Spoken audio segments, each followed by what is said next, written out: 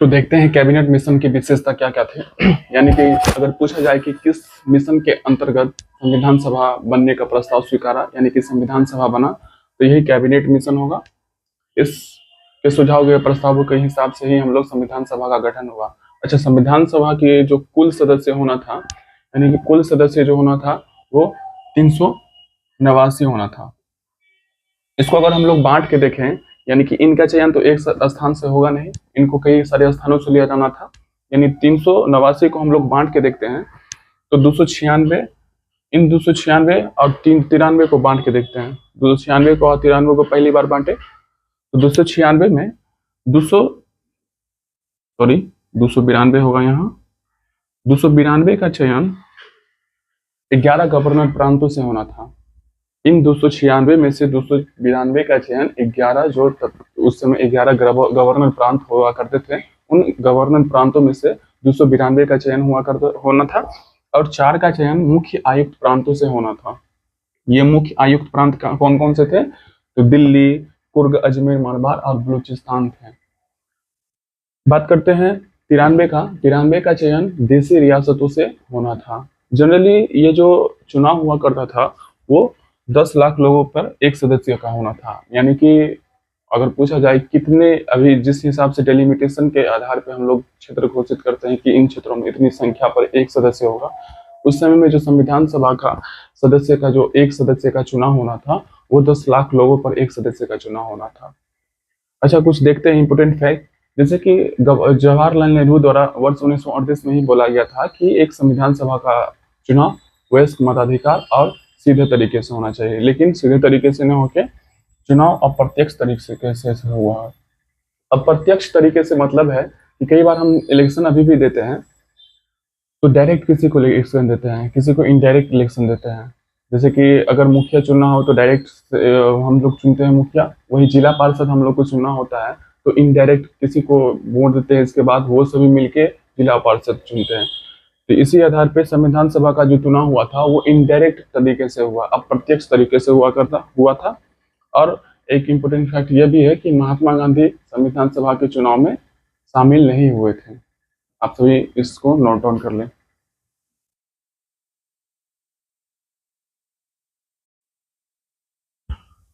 जुलाई 1946 में चुनाव होता है 389 सीटों के लिए। 389 सीटों में जो 93 सीट देशी रियासत के लिए आवंटन की गई थी, वो देशी रियासत इस चुनाव में अपने आप को पृथक रखती है। यानी कि देशी रियासत संपूर्ण तरीके से इस चुनाव से अलग रहती है, चुनाव में हिस्सा ही नहीं लेती।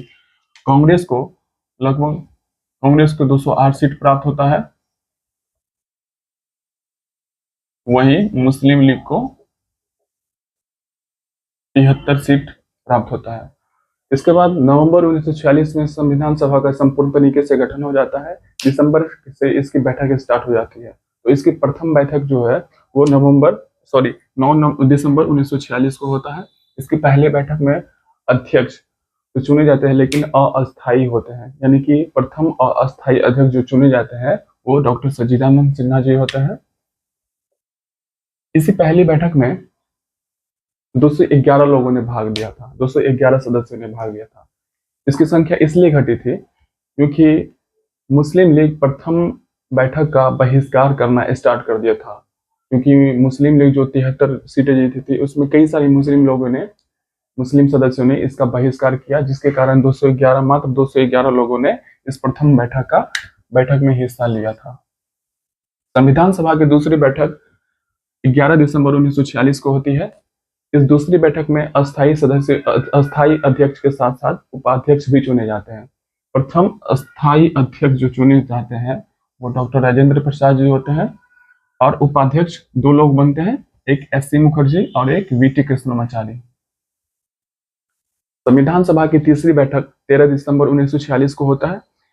इस तीसरी बैठक में जवाहरलाल नेहरू द्वारा उद्देश्य प्रस्ताव पेश किया जाता है। इस उद्देश्य प्रस्ताव ही आगे चलकर सभी को मालूम है कि यह प्रस्तावना का रूप धारण करती है। इस उद्देश्य प्रस्ताव को 22 जनवरी 1946 को स्वीकारा जाता है। तो इस स्लाइड से बहुत सारे कॉम्पिटिटिव एग्जाम में क्वेश्चन पूछे भी गए हैं। पहली बैठक, दूसरी बैठक, तीसरी बैठक। तीसरी बैठक इसलिए इंपॉर्टेंट है क्योंकि उद्देश्य प्रस्ताव जो पारित होता है जो आगे चलकर हम लोग का संविधान प्रस्तावना रूप धारण करता है, वो 22 जनवरी 1947 को स्वीकारा जाता है।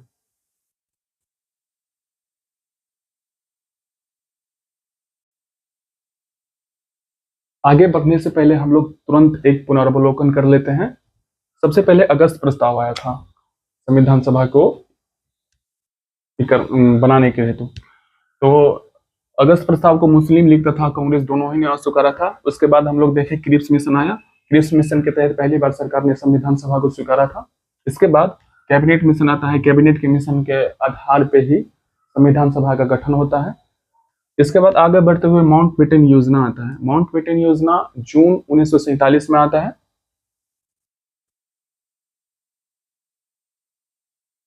इसी माउंटबेटन योजना को डक्की बर्ड प्लान और प्लान बाल्कन भी बोलते हैं। इस माउंटबेटन योजना जो है पृथक राष्ट्र के प्रस्ताव को पेश किया था। इस पृथक राष्ट्र के प्रस्ताव को पेश करने के तुरंत बाद कई सारे देशी रियासत जो कि संविधान सभा के चुनाव में भाग नहीं लिए थे, वो देशी रियासत अब इस संविधान सभा में मिल गए थे उसके सदस्य। इसके बाद कई सारे मुस्लिम सदस्य भी जो पहली बैठक का बहिष्कार कर रहे थे, वो भी इसमें शामिल हो गए संविधान सभा में। इसके बाद माउंटबेटन योजना के बाद जो है भारत स्वतंत्रता अधिनियम 1947 आता है। जिस प्रकार से हम लोग देखते हैं भारत सरकार अधिनियम 1919, भारत सरकार अधिनियम 1935, इसके बाद वाला जो 1935 के बाद का जो अधिनियम होता था वो 1947 आया था। इस भारत स्वतंत्रता अधिनियम 1947 के तहत संविधान सभा की स्थिति में 3 बड़े बदलाव हुए थे। पहला बदलाव तो ये हुआ था कि सभा एक संप्रभु संस्था बन गई जो कि स्वेच्छा से अब संविधान कार्यान्वयन करेगी। स्वेच्छा से कहने का मतलब है अभी तक जो भी संविधान सभा का कार्य संचालन हुआ करता था, संविधान को चुनाव का आवंटन हुआ था, सीटों का आवंटन हुआ था, वो आप लोग देखिए कैबिनेट मिशन के तहत हुआ था। लेकिन अब भारतीय स्वतंत्रता अधिनियम 1947 में जो बड़े बदलाव हुए थे, पहला बदलाव यही था कि सभा एक संप्रभु संस्था बन गई और स्वेच्छा से अपना संविधान निर्माण करेगी। दूसरा सबसे बड़ा बदलाव हुआ था कि संविधान सभा एक विधायिका के तौर पे काम करेगी। यानी कि इनको संविधान सभा को 2 महत्वपूर्ण काम दिए गए। पहला तो ये काम था कि स्वतंत्र भारत के लिए संविधान सभा का निर्माण स्वतंत्र भारत के लिए संविधान का निर्माण करना। दूसरा कार्य दिया गया था कि देश के लिए कानून का निर्माण करना या कानून को लागू करना। अच्छा, सभा की बैठक इस प्रकार ये जो संविधान का निर्माण हुआ, संविधान का निर्माण करने के लिए कार्य की बैठक हुआ और विधायिका के तौर पर कानून का निर्माण करने के लिए बैठक हुआ। ये 2 अलग अलग दिनों की बैठक हुआ करती थी। तो इस प्रकार जब हम देखेंगे कि सभा की बैठक जब भी संविधान निर्माण करने के लिए होती थी तो उसकी अध्यक्षता हमेशा राजेंद्र प्रसाद जी करते थे, और जब भी सभा की बैठक एज ए विधायिका के तौर पे होती थी तो उसकी अध्यक्षता हमेशा जीवी मावलंकर जी करते थे, यानी कि गणेश वासुदेव मावलंकर जी करते थे। तीसरा सबसे बड़ा बदलाव होता है मुस्लिम लीग जो है वो अलग हो जाते हैं संविधान सभा से, क्योंकि अब भारत स्वतंत्रता अधिनियम 1947 के आते ही 2 पृथक संप्रभु राष्ट्र का निर्माण हो जाता है। इसी माउंटबेटन योजना के तहत 2 पृथक राष्ट्र का अलग होता है, यानी कि भारत और पाकिस्तान। इसके बाद मुस्लिम लीग इस संविधान सभा से अलग हो जाता है, जिसके कारण संविधान सभा की संख्या 389 जो था सीट आवंटन किया गया था वो 299 पे आ गिरता है।